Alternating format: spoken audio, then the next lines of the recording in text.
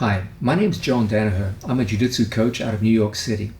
My intention here today is to give you a clear understanding of the sport of Brazilian Jiu Jitsu and to show the interface between Jiu Jitsu as a sport, a recreational sport that anyone can enjoy and partake in, and its roots as a martial art founded in unarmed human combat. I'm joined today by two of the greatest figures in modern Jiu Jitsu history, Bernardo Faria. Thanks, John. And Gordon Ryan. These two represent the pinnacle of two opposite strands of Jiu-Jitsu, one performed in a gi, as I'm wearing, and one in no gi, as Gordon is wearing. What we want to do is introduce you to the idea of Jiu-Jitsu as a system of combat.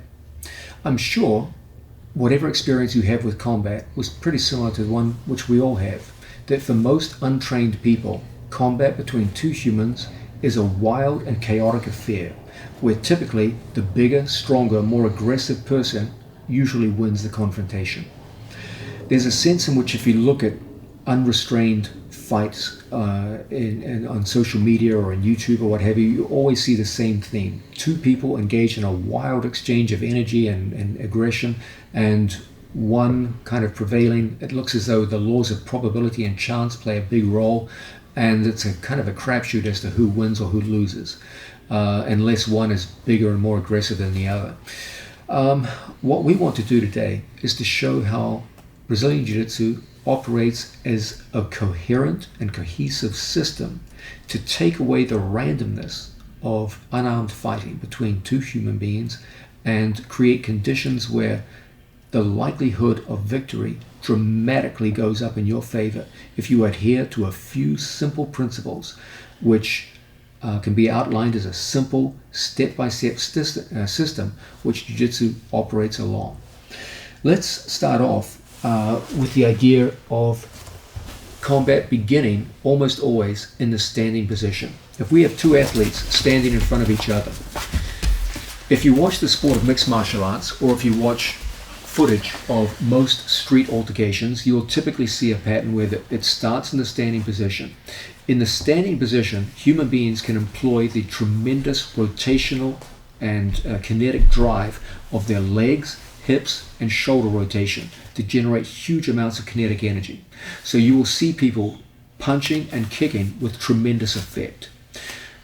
That changes remarkably once two human beings go down to the ground. The amount of kinetic energy that we can generate in standing position is vast, but the amount of kinetic energy we can generate down on the floor is significantly reduced. So as a general rule, not always, but as a general rule, the first step in Brazilian Jiu-Jitsu is to take away the wild energy of a fight, which can result in a catastrophic loss. Our first goal is to restrain our opponent by taking them down to the ground. Just as cowboys always take a steer down to the ground before they brand it for their own safety, rather than try and do it on a standing steer, which would be a very dangerous way to make a living, so too, Brazilian Jiu-Jitsu generally favors the idea of taking a standing opponent and taking them down to the ground. This can be done in two ways. It can be done where we actively put the other man down, or it might be reactively where he puts us down. So there's two basic ways in which Jiu-Jitsu can operate. From top position, that's one general system that Jiu-Jitsu employs, and bottom position, and that's a different system. We're going to look at both. Let's look at the more favorable situation where Gordon Ryan takes Bernardo down with a simple double leg takedown. Good, as we rotate around for the camera. Once we get down to the ground, we notice something very interesting. Bernardo is flat on his back and has been taken down successfully. So there's some degree to which the fight is being made safer by Gordon Ryan. There's less chance now of a catastrophic knockout punch or kick. However, there is still a significant amount of danger going on here. Bernardo still has his legs between himself and Gordon Ryan. His legs form a barrier between their two upper bodies. If Bernardo used his legs to kick upwards at Gordon Ryan, he could still do catastrophic damage here with an up kick.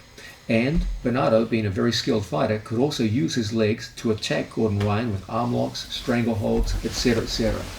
So there's still considerable danger for Gordon Ryan as long as the legs of his opponent are in front of him. If he's a trained fighter like Bernardo, the danger is mostly submission holds. If he's a less trained fighter, or the context is one of street fighting, it may well be up kicking. Either way, it's a bad thing to be caught in front of someone's legs. So as a general rule, Brazilian Jiu-Jitsu always favors the idea, once you've taken an opponent down to the ground and you've achieved top position, getting past your opponent's legs. If we line up towards the camera, guys. As Gordon goes in to employ a guard pass, he goes past his opponent's legs and goes into a dominant side position. You will see now that Bernardo's legs can no longer form an effective part of the fight. Okay, it's very difficult for him here to use his legs effectively to fight Gordon Ryan. But Gordon Ryan, on the other hand, can easily go into a vast array of upper body submission holds here. In addition, it's a very controlling pin where he can simply hold his opponent down for long periods of time. You will notice, however, that Gordon Ryan's chest has to be down on his opponent. If he straightened up and started to throw punches at Bernardo, it would be very easy for Bernardo to get back up and either take him down or even just bring his legs back in and recover guard. So, knowing this, if Gordon Ryan wanted now to begin striking with control down on the ground, he would have to shift position. One possibility would be a knee on belly position. This is a very fine striking position because now space is developed between his upper body and his opponent's upper body, and this space gives him an ability to start throwing punches with tremendous effect at his opponent. However, it does come at the price of stability. This is not the most stable position. You can see if Bernardo starts moving around, it's not really a particularly stable position. So though it's a fine punching platform, it does lack somewhat in stability. So it scores some points in the sport of Jiu-Jitsu, but not maximum points. Perhaps a better option would be for Gordon Ryan to slide his knee across into what we call the mounted position. Now, this is a very fine punching position because as Gordon Ryan rises up, again, we get space between the two upper bodies, which creates a strong punching platform. And from here, tremendous blows can be thrown with fists and elbows, etc. In addition, he's over his opponent's hips, and he can use his legs to create strong wedges around his opponent's hips. So if Bernardo tried to twist and turn out of here, it would be a difficult thing for him to do so. It's a much more stable punching platform than knee on belly. Because it's a superior punching platform, it scores more points in the sport of Jiu-Jitsu.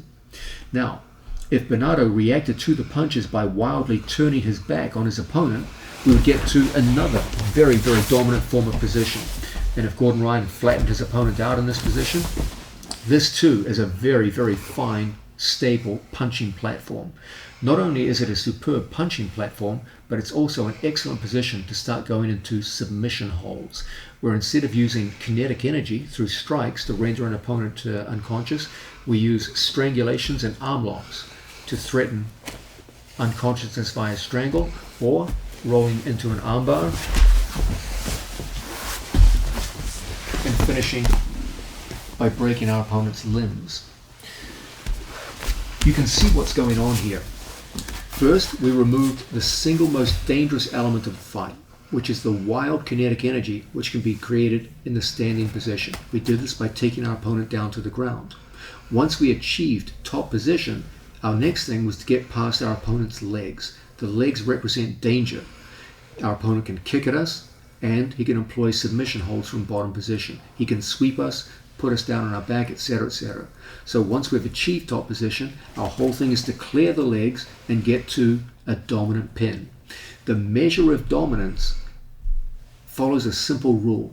The more control I have of my opponent's body, while at the same time distance between my upper body and his so that we can throw punches, elbows, etc. with effect, the more we get that, the more reward we get in the point system.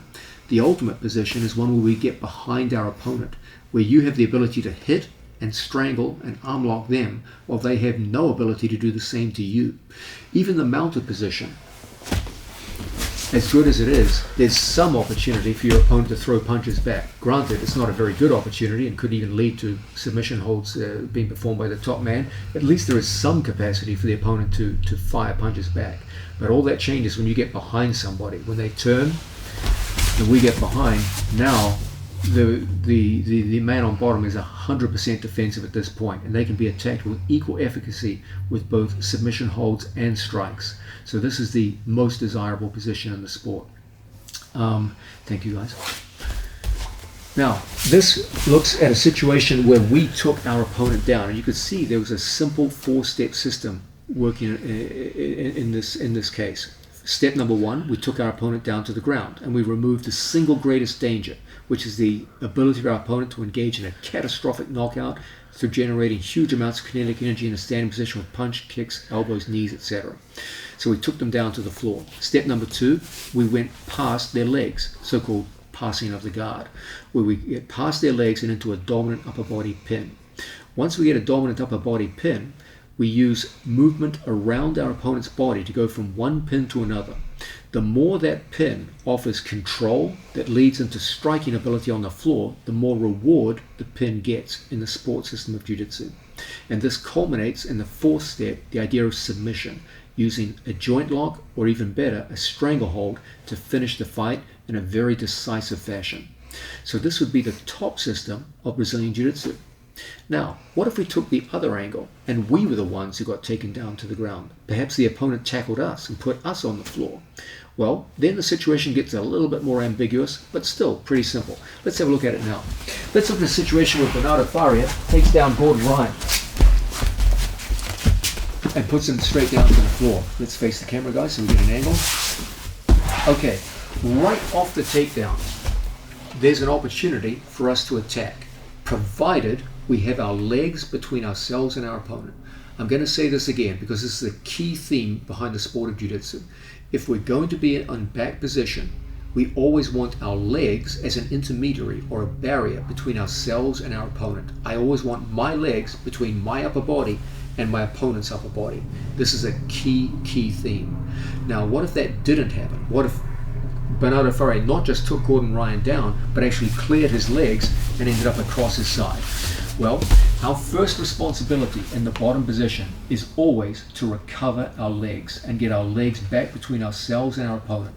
So you will see, having been taken down as step number one, Gordon Ryan's step number two is now to recover his legs and get out of that pin.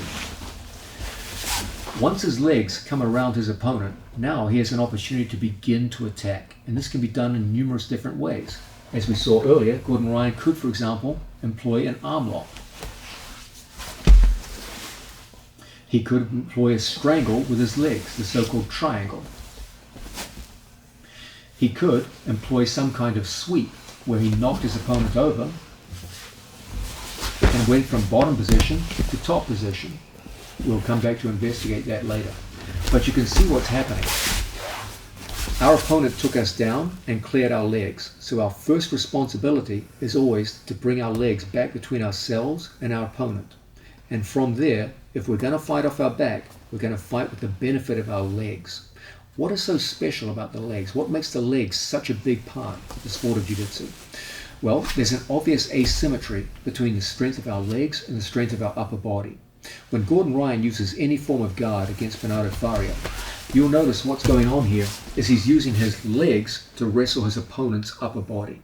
And if he can do this, locking onto his opponent and turning him over, or coming back to the same position, guys, locking up a submission hold, say a triangle for example, he's using his legs against his opponent's upper body to create a situation where an asymmetry between his leg strength versus his opponent's upper body strength means that there's a very high likelihood of victory on his part.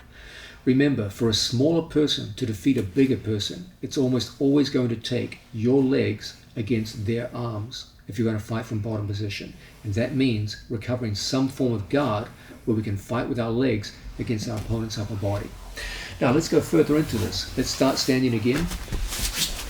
Let's say Bernardo Faria takes Gordon Ryan down and lands straight in Gordon Ryan's guard, and Gordon snaps on an arm lock even as they land. Say for example, Udigatami. Can you see what happened there? This is probably the shortest rendition of Jiu Jitsu as a system. We got taken down, that's step number one, and right from our back, step number two, Gordon Ryan applies a nasty Udigatami arm lock where he extends his opponent's arm straight and then hyperextends it to break the arm. That took only 2 steps in order to achieve victory. Step number one, our opponent took us down, and because he landed inside our legs, we went directly to a submission hold. And within 2 steps, we achieved victory. Now, contrast that with a situation where Bernardo Faria takes Gordon Ryan down. Let's come to center, guys.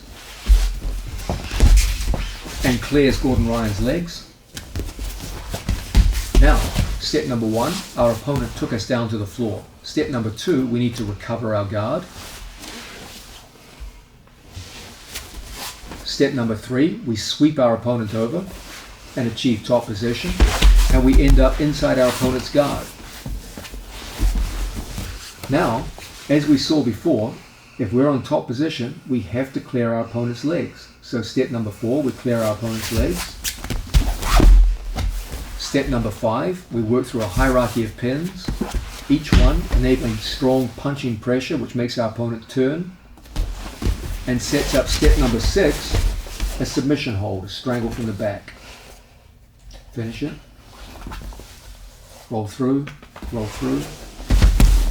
Good. And do you see how that was the longest possible method of employing the skills of Jiu-Jitsu? We started with a bad start to the fight. Our opponent took us down and cleared our legs. We used an escape to put him back in guard. We used our guard as a means of reversal to get top position.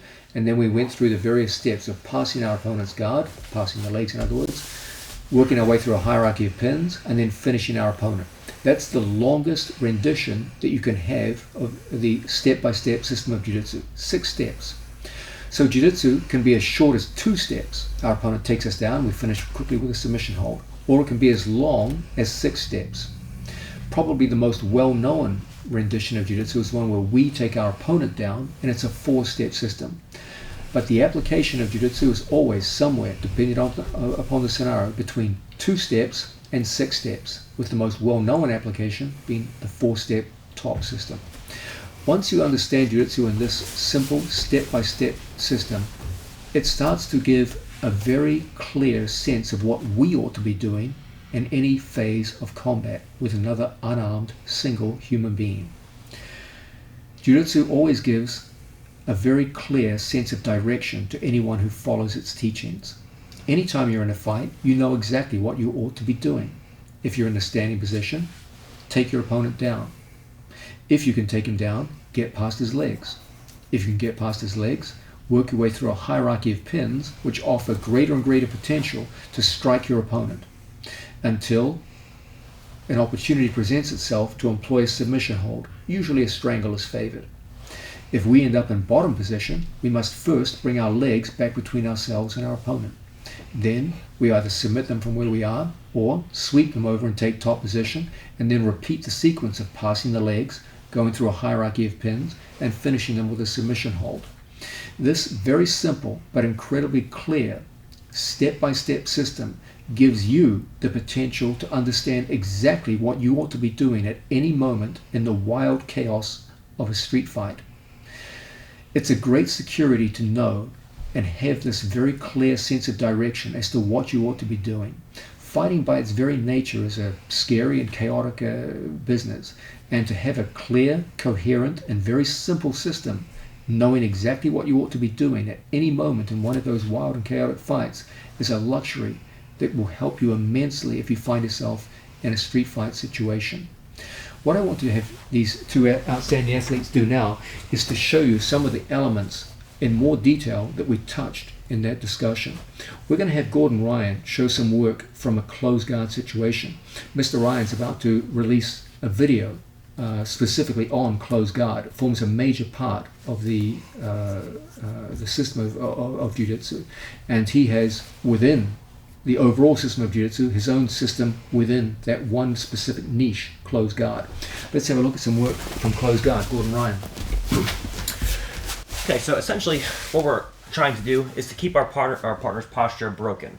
The way we do this is by thinking about our partner's spine as a lever, the hips being the short end of the lever, and the top of the head being the long end of the lever. Okay? So what I have to do to control my partner's posture is either 1, use my hands to control his head, or 2, find ways to incrementally work my legs up to a higher and higher point on this lever. So now when he goes to posture up or he goes to hit me, it's just so difficult. I can always pull my knees in towards my chest and look to go into all of my attacks with submissions or with sweeps. Okay?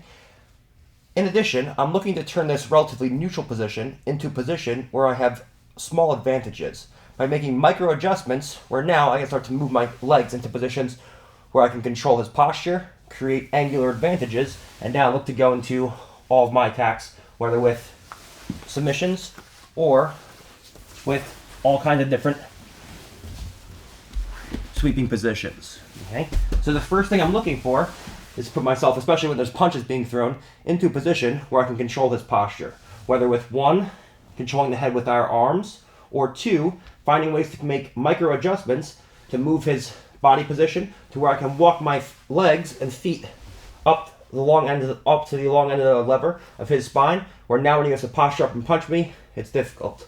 If I can take elbows across the body and control posture, now I have two things. I have the ability to control his posture, and I have angular advantage. So now when he goes to hit me from here, he can't posture up, he can't even get his hands in the right position, and now I can start to go into all of my attacks, where I can either go into submissions, I can take him over for sweeps, I can start to come in and go for back attacks.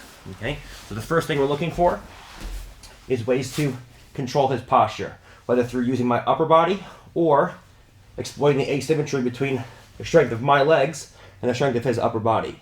If I can do this, it will always lead me to these small micro advantage positions where now I can control his posture and look to easily go into all of my either submissions, sweeping positions, or back take positions.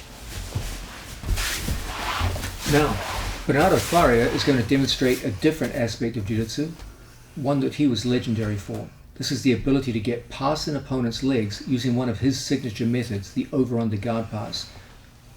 Bernardo? So guys, this in the sport Jiu-Jitsu, this was always like my way to go. It's a very simple way to get rid of the leg without giving my opponent too many options to attack me. So all I have to do is to make sure that I'm gonna cover one of his legs using my left hand to control his leg and my right arm to cover his leg with my armpit. Once I'm here, I'm pretty much blocking the hip of my opponent. And if he can move his hip, if he cannot move his hip, it's gonna be hard for him to move his legs. So now the next step I'm gonna do, I'm gonna stay on toes and I gotta make sure to stretch his leg down. If his knee's pointing up, it means that I'm going against his leg, so I don't wanna do that. What I want to do is I want to walk a little bit to the side, stretch his leg down, and now walk to the mirror. So when I'm on this spot, I have like my lower body on top of his leg, and it's going to be very hard for him to bring this leg back because it's stretching. So now all I have to do is jump over, skip over, drive to his side, and establish the side control, getting rid of his leg.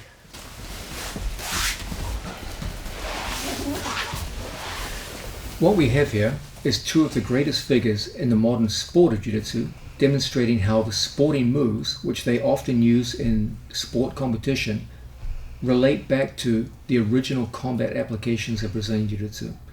Jiu-Jitsu narrows the gap between a combat sport and a fighting art, a self-defense art. All of the major points in the sport are closely correlated with positions and movements which ultimately have their origin in the idea of fighting in the street in unarmed combat against a single human being. In this way, Brazilian Jiu-Jitsu does an incredible job of providing a safe, fun, sporting environment where you can go in and train the techniques without striking, but its whole pedigree comes from a set of concerns that arise out of the realities of unarmed combat between two human beings. It was fun watching the demonstration of these two great athletes who so often use these skills out on the sporting stage, but it's wise always to remember their origin. And in this way, we get a very clear understanding of what Jiu-Jitsu is, where it comes from, and how the daily practice of it relates to those early combat origins.